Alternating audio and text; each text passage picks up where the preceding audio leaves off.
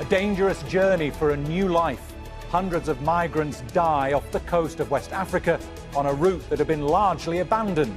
So why are they now risking everything to get on unsafe boats in the North Atlantic? This is Inside Story.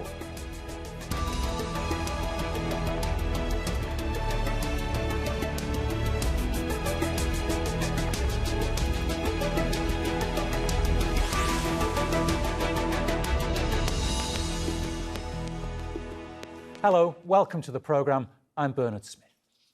A sea journey to Europe, once shunned by many migrants for being too dangerous, is busy again. Hundreds have drowned this year in the North Atlantic Ocean. In the latest incident on Monday night, at least 80 people were killed when the engine of their fishing boat exploded near Cape Verde. The vessel carried about 150 people, mainly from Senegal and Gambia. It's believed they were trying to reach the Canary Islands, a Spanish territory and a gateway to Europe. The North Atlantic route became popular after European governments clamped down on crossings through the Mediterranean. Coast Guards say more than 16,000 people have reached the Canary Islands this year. That's 10 times last year's total. More than half of them arrived in the past month. Refugee reception centres are full. Some migrants are living in hotels that, before the pandemic, would have been packed with tourists. But 2,000 people have been sleeping in the open by the harbour in Gran Canaria. The Spanish government is promising to build more emergency shelters and increase naval patrols to rescue migrants. Locals say the situation is inhumane and degrading. We are here fighting for a more dignified reception system for people arriving at our island seeking a better life. We want the chance to offer them a more humane reception than the conditions at the harbour. We're also here to fight against the latest racist behaviours that we have seen in our island, and also because no human being is illegal.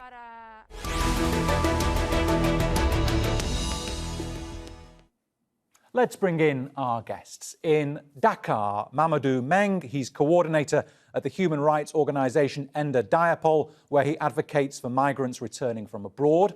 In Madrid, Pablo Iglesias, a spokesman for Doctors of the World. And joining us from Brussels, Olivia Sundberg Diez, policy analyst at the European Policy Centre. Welcome to each of you. And Olivia, I'll begin with you. Why is this particular route getting busy again? Well, there's a range of factors. As you noted yourself, one significant element are the increasing controls in the Western Mediterranean. Cooperation between Spain and Morocco to tackle smuggling and arrivals has strengthened significantly since 2018. So that is one of the reasons that that route has become less viable and more people are crossing the Atlantic despite the greater risks. There's also been an increase in conflicts in the Sahel, particularly in Mali. Of course, COVID-19 has worsened socioeconomic conditions further. But the really significant point here is that the rise in arrivals isn't that new. Of course, it's increased faster recently, but we started seeing this already in 2019. So this raises, I think, important questions about everything else that could have been done to prepare for a rise in arrivals that was quite predictable. For example, to set up reception centres, to invest into reception facilities so you had the capacity to deal with an increase in arrivals in the Canary Islands. And so you didn't have to rely on emergency accommodation that isn't suitable for adequate reception conditions. OK. Mamadou, why do you think the route is getting busier again? Well, I would like, first of all, to say thank you to Jazeera and also to you. The number one thing I would like to raise is that young people are, moving, busy simply because of the lack of policies that can guarantee them employment in their own country. And then you see poverty is prevailing, and then you see they have no perspective. And then you see the only choice for them is to say, well, I'm going for suicide. Either I am successful or I die. So this is, let's say, a preoccupation we're having now in our countries. The number one, secondly, this is partly due to the policies implemented by European countries in terms of, let's say, externalization of the borders, and it makes them not be in a position to move. And mobility as being a right recognized by the international community, if you refer to the Declaration of the Human Rights, the Article 13 is clear enough to say human beings have the choice to move from the place to wherever they want to go. So the limitation of the mobility today, which is, I mean, due to the policies implemented by Europeans in terms of migration, is one, let's say, reason we can say. And we can also know that our own government do not implement migratory policies that can guarantee young people the rights to move, also the right to be, let's say, politically involved in the process of implementing policies in their country. OK, Mamadou, we'll come back to the policy in shortly. We'll just cover the situation as it is today at the moment. And Pablo, you've got colleagues on the ground there in the Canaries. What is the situation at the moment, and what's happening to those migrants who were evicted from the port in Gran Canaria particularly? Well, the situation in Gran Canaria, it's particularly worrying. We have to point out that the situation is clearly unacceptable from a humanitarian point of view. There's an important lack of infrastructure, and that has led to turn the harbor of Arguineguín into a major detention versus reception center, where the conditions are very deficient. Around 2,200 migrants are being housed there. The conditions, as I said, are really worrying.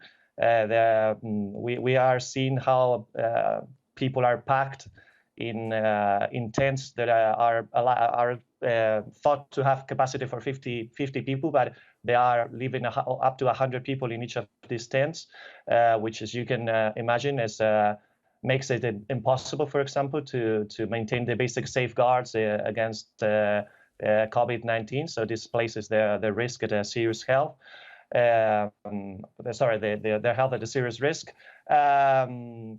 We have heard from our colleagues there that the migrants in this harbor, they are not having access to sufficient drinkable water. They are not having access to quality food. They claim that they haven't even showered for almost 10 days. And definitely their health condition is not being duly covered by the authorities. There's only one doctor and one nurse to provide health assistance for these 2,200 people. So this is really a very worrying situation. OK. And Olivia, has the coronavirus outbreak been playing a role in this? Because I read particularly people in Senegal, in Gambia, in Morocco might once have made money this year from tourists. There haven't been any. Is that increasing, therefore, the migrant flows? It's certainly a factor, not only because of the direct impact that COVID-19 has had on certain economies and certain populations who, of course, may fear catching the virus, but also because of the related measures. For example, border closures have had very negative impacts on West African and Northern African economies. A lot of commerce is conducted just across the border. So when that falls apart, then it leaves populations in a very vulnerable situation. But it's also worth pointing out, I think Pablo is completely right, that the situation in the islands is also a lot worse because of COVID. The fact that Spain and many other EU member states are unable to provide adequate reception conditions in all areas is concerning at the best of times, but it's especially concerning in the context of COVID, in which there have been very clear EU guidelines about the need to provide suitable accommodation, to separate groups from each other, to allow physical distancing, to allow basic hygiene, access to healthcare. These things are not what we are seeing right now in Arguineguín, and that is indeed quite concerning. That is why, as I mentioned before, it's a shame that you haven't had firmer investment into reception facilities, both before we saw this rise in arrivals, but also at the start of the year when it became apparent that it would continue increasing. It's a shame that we haven't seen transfers to the mainland where there is adequate reception capacity. And it's also unfortunate that we haven't seen greater solidarity from other EU member states to support Spain and other countries of first arrival, such as Greece and Italy, that have been facing similar challenges. Pablo, are the practicalities of the coronavirus making it harder to help people on the Canaries and at other migrant dropping off points? Well, as said, the conditions in the Arguinegin are not suitable to provide the secure situation for these people in the context of COVID-19. I would like to point out in this sense as well that one of the main issues in Arguinegin is also the lack of transparency. Neither NGOs nor media can access to the harbor, so that makes it also very difficult for us to assess which is and to monitor which is the actual respect of human rights and the basic conditions to provide an acceptable situation for these migrants. We know for sure that people that are arriving to the harbor are being given tests to check whether they have or not, whether they are or not positive in COVID. But again, it's very difficult to, whenever there's a positive case, to adopt the necessary measures to monitor all the people that have been in contact with this person due to this overcrowdment of the facilities. Mamadou, in Senegal, you have employment there of 17%, unemployment of 17%. You have a nation of 16 million people, half of them under the age of 20. We often hear the European Union talking about trying to turn itself into a fortress Europe. But what can it do for countries like Senegal to try and mitigate the amount of people trying to leave your country? Well, the number one thing to do is to provide sufficient employment for the young people, and also to valorize the transfer, the remittances of the migrants, and then to canalize them in project building. I think we have all today the best way to fix the young people in our countries is to create jobs for them, but also to multiply the projects destined to provide employment for the young people. I would like also to, come back to the COVID-19. One of the reasons why young people now tend to go to Europe is that they have been, they have been told that there is a lack of manpower in Europe due to the number of deaths we have in the different countries of Europe. And they think that once in Europe, they will easily have employment. So this is one of the reasons most of people since October are trying to move from the country. But I think the great responsibility lies on the, responsibilities of the government, but also of the local elected people, because migration is something which is,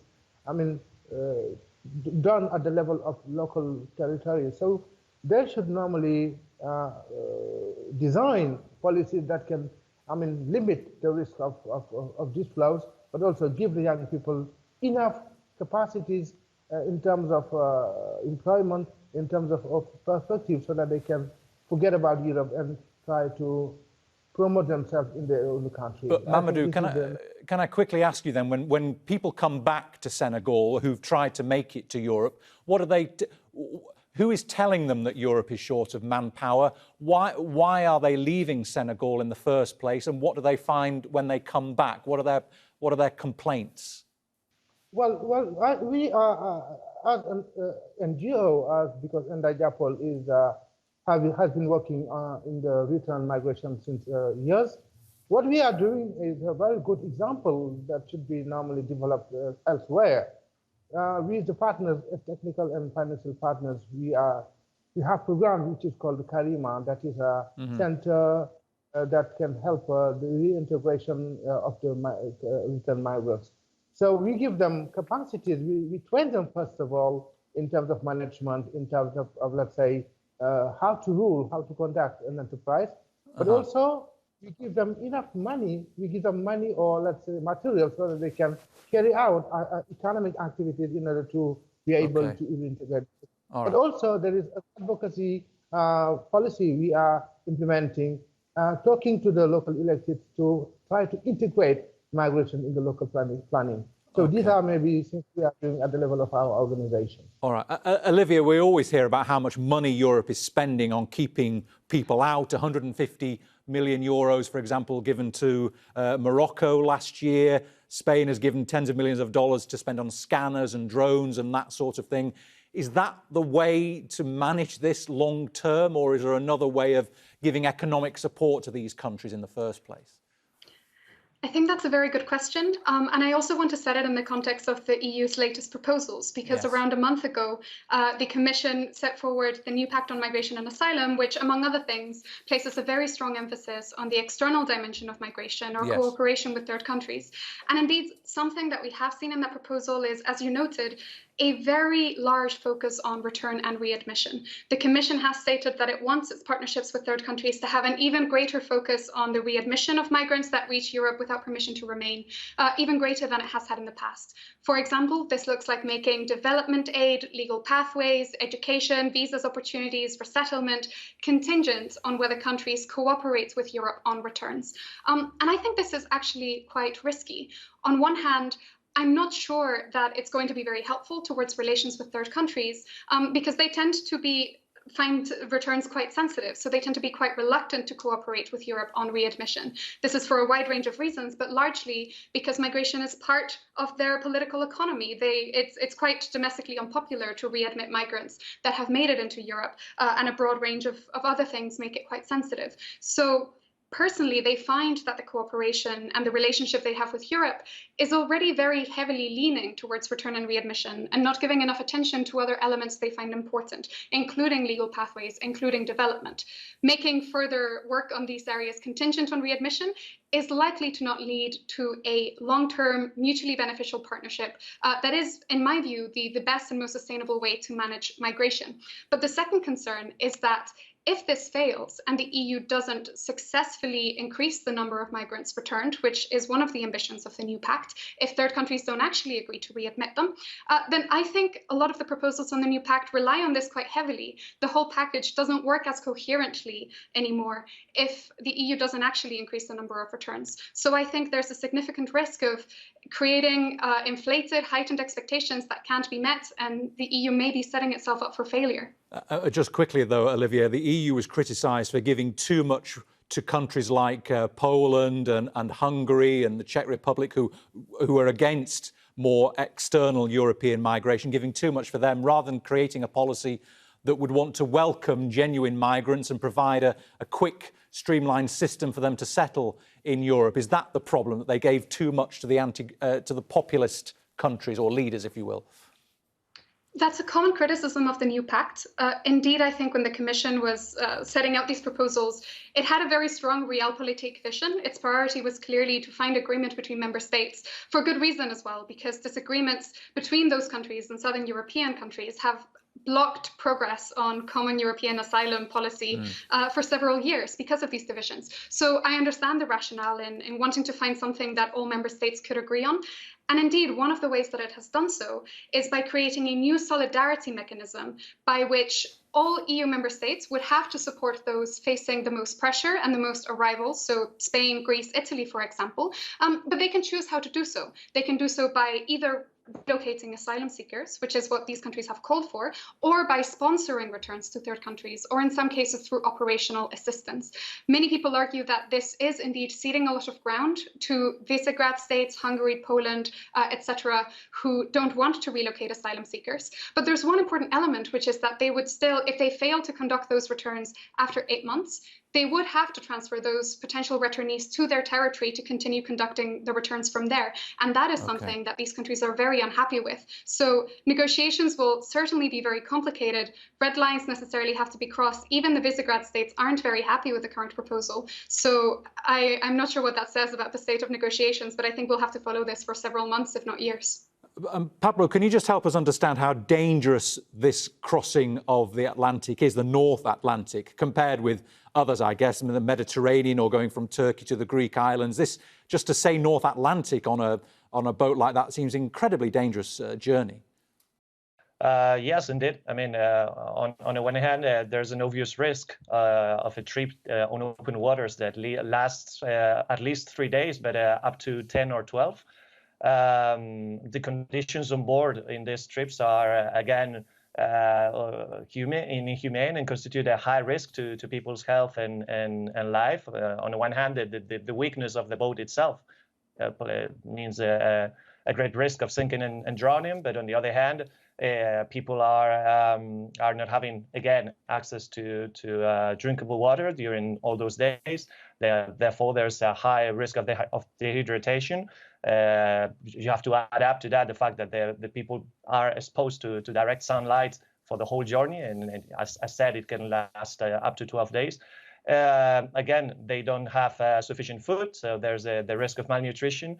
And we also would like to point at the fact that people can even develop certain diseases during the journey as a consequence, on the one hand, of the overcrowding of the boat. People cannot move in a very tiny space for a long term, and therefore they can develop ulcers or other sort of wounds. But on the other hand, also the sanitary conditions on board are basically inexistent. People cannot relieve themselves for days, and this also places at risk their health, and their general health condition worsens at the very end of the journey if they reach port. Mamadou, there seems to have been a suggestion that the Spanish government is hoping that arrivals will subside over the winter months, over the winter months because of the change in the weather. From where you are, does that seem likely, or do you see the flow continuing? Well, I think as far as I'm concerned, flows will continue simply because it's high time for me. There is a strong need for me to monitor all the action that has been undertaken by European countries since 2015 with the Valletta Summit. Because the decisions which have been taken, to my mind, are not they are political responses to economic needs of the young people. But if you take into account the Frontex policy, let's say the money that has been mobilized over, let's say, 80 million euros to stop the flows, if that money was, let's say, dedicated to promote projects for the young people, I think we shouldn't today leave this situation. But so Mamadou, can I ask you, how do you persuade the Europeans to change that view? Because they see migration as a problem rather than as a benefit, perhaps, at the moment, because of This is our everyday activities. We are trying to sensitize them, to talk to them we use the radio, the television, all the media, to let young people know that it is risky to take the boats. But I think it is not something that is sufficient. I think, to my mind, African governments and European governments should normally sit together at the same table and see how to change policies and how to put economy and in the heart of the decisions we are taking. Because it's not, well, we have talked a lot. Since years, there are too much money that has been used to sensibilize young people, but we see that things are getting worse. So it's high time for me that governments from Africa and Europe sit together and try to see how, new policies to promote, to stop this very, very risky trouble.